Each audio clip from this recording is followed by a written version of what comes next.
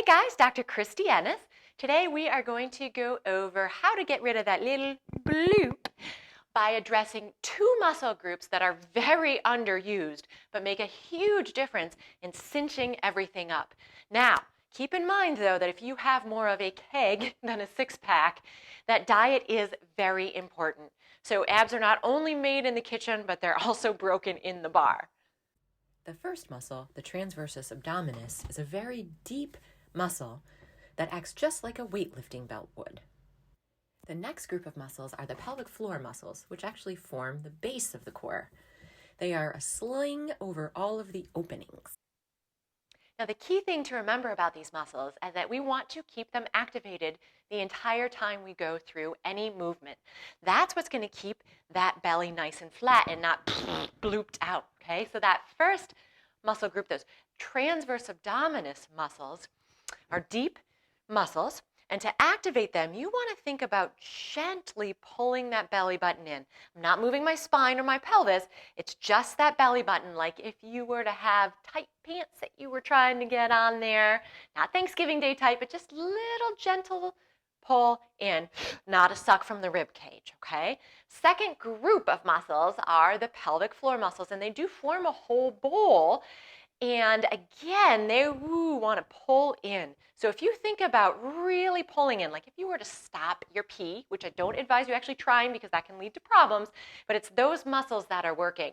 So if you picture pulling up like a little vacuum cleaner, a little marble up and inside, or like you were going to go drink some water from a straw, it's that pull up and in. No other muscles should be working, so you shouldn't see any of this going on, and you should hold your breath. The only other thing I see sometimes is a little eyebrow movement. So we're going to get right down on the ground now for the actual workout for our Follow Me Friday day today. Just remember that if you're having any difficulty holding these muscles, right, activating them, don't move on to the next step. Just stay right where you are. You can hang out there, listen to some good tunes, and work right where you're at. So you're going to need a mat. If you have a band, that is also ideal. If you don't have any of those, just get on the ground or the bed. So here we go. Lying right on down. And if you like this information today, please click that thumbs up button and that like and subscribe. All right, so thinking about that pelvic floor group of muscles, right, that pull in, that little transverse abdominis belly button pull in.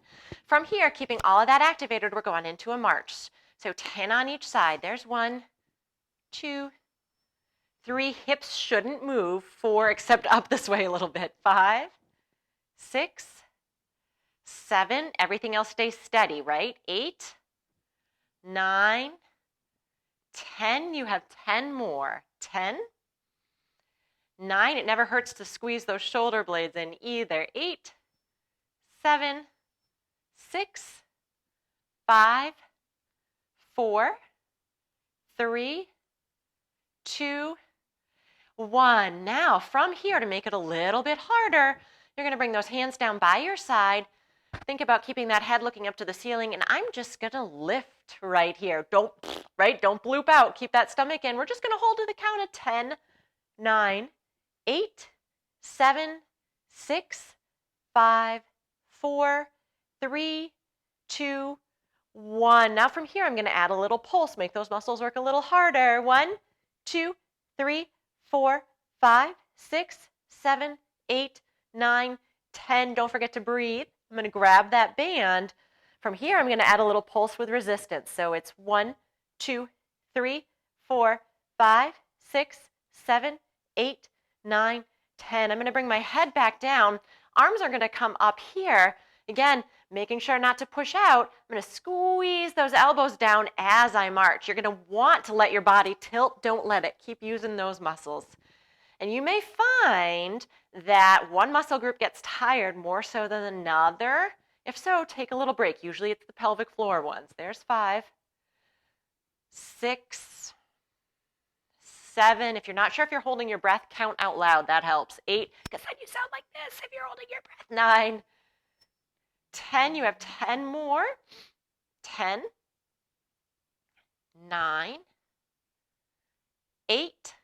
These obviously get harder as we go. 7, 6, 5, 4, 3, 2, and 1. I'm going to put that band down, keep one leg bent up and straighten the other one out. And we're going to lift that straight leg. Great for the quad and hip, but we're really working on keeping those abs and those pelvic floor muscles engaged. There's 2, 3. You can point your toes if you want to. 4, 5, 6, 7, 8,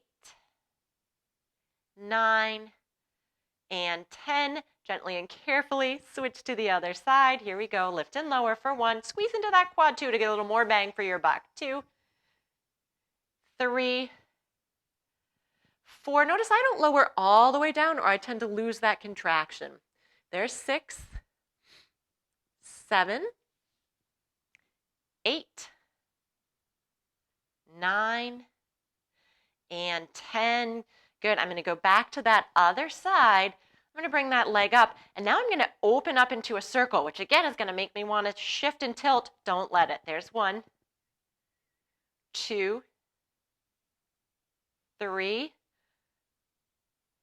4, and things really have to stabilize to keep you from moving. 5, 6, try to keep the other leg steady too. 7, if this hurts or feels uncomfortable on the hip, you can always bend the knee. 8, 9, and 10. I'm going to switch size. Obviously, the size of your circle is determined by how much you're able to stabilize here, okay? There's 2, 3, 4, 5, 6, 7, 8, 9, and 10. Woohoo, 10. I'm going to bring that leg back down. Feet are going to come together, soles of the feet, knees dropped open. I'm going to bring my hands behind my head. Now we're adding a little bit more motion, not a ton, but a little bit more through up here. So you really have to stabilize down low so that you don't push that belly out or use that spine too much, right? There's 3. Don't forget, breathe. 4, don't pull your neck. 5, 6, 7, right? You're going to be tempted to want to go 8. Don't do that. 9, gentle. And 10. If you're doing these all right, you should totally feel these things working. All right, hands down by your side. This is going to make those pelvic floor muscles have to work extra hard. So again, really kind of re-squeeze in there. Now you're going to lift that butt up. You can even pause at the top a tiny bit and come back down. If you need to, let those pelvic floor muscles rest before you squeeze them again and lift. So there's 2. 3, this is a great one to do if you have a prolapse. 2, 4, it helps to use gravity to pull things back in. 5, 6, 7, glutes are obviously working a little here too. 8, 9, one more, and it is okay if you feel it towards the butt when you're squeezing those pelvic floor muscles. Just try not to actually squeeze the butt, right? You got the anus right there, so that activates. Okay, we are going to come on up into a seated position, which is going to be harder for those muscles to engage, okay? So I'm going to bring my feet out in front of me. I'm thinking about keeping that belly pulled in. I'm going to lean back until I feel like my abs are engaged, but I'm not using my back. And again, we're going to start with just a little hold. So 10, 9, 8, 7, 6, 5. I'm going to turn to the side. 4, 3, 2, and 1. Good. I'm going to come back. If this is easy for you, you can feel free to bring those legs up. For me, I need to keep them down or I go bloop, right? All right, so I'm going to hold my arms out in front this time, and I'm just going to give a little pulse, right, while trying to keep this nice and steady. 3, 4, 5, 6, 7, 8, 9, 10. Switch. So I'm not whipping it around. 2, 3, 4, 5, 6, 7, all here, 8, 9, 10. Boy, these really have to work hard. One more exercise. You can do band or no band, even with this one. But I'm going to sit it back a little, add a little row for 1, 2, squeeze into those shoulder blades. 3, don't let those muscles go. 4, 5, 6. So it's a tiny little rock back. 7,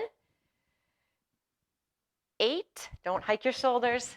9 and 10. And I'll show you from the other angle here too. 10 more to go. 10, 9, 8, 7, 6. Only go as far back as you can without it aggravating your back.